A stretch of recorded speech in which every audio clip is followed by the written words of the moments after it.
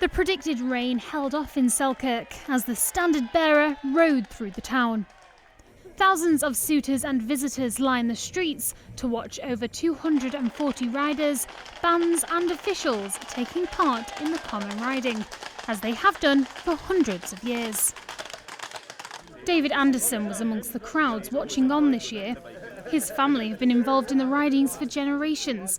His father, Elliot Anderson, acted as a standard bearer on this day 70 years ago.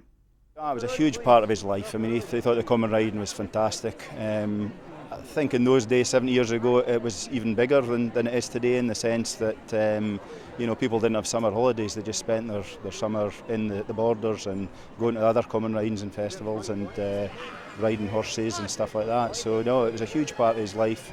70 years ago, it was a big occasion for my family, and something that probably shaped the family and my life, for ever after, and got me involved. He passed away in 2007, so yeah, you miss him. There's a lot of ghosts around a lot of the corners, not just my dad, but other friends and people that we've known over the years that aren't here today, so spend a lot of time thinking about them as well, and that's part of it. I think it's incredibly important. It's a great show of civic pride. I think it's it's one day a year where everybody gets together, families and friends gather, and I think that's hugely important, and it shows off the town in a good light, which is great. Today's standard bearer was just as proud. He said this dream has been a long time in the making. I played in a band for years and years as a youngster, and finally started riding. I think I first went round in 2004.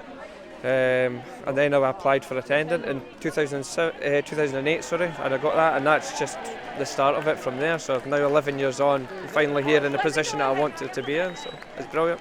For both riders and spectators, the morning started at 4 a.m. and the ceremonies and traditions continue throughout the day. Crowds follow the procession through the town, remembering Selkirk's history.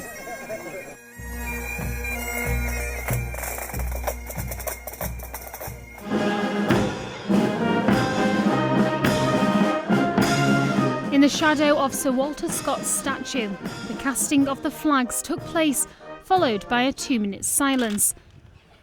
The same today as it has been for hundreds of years.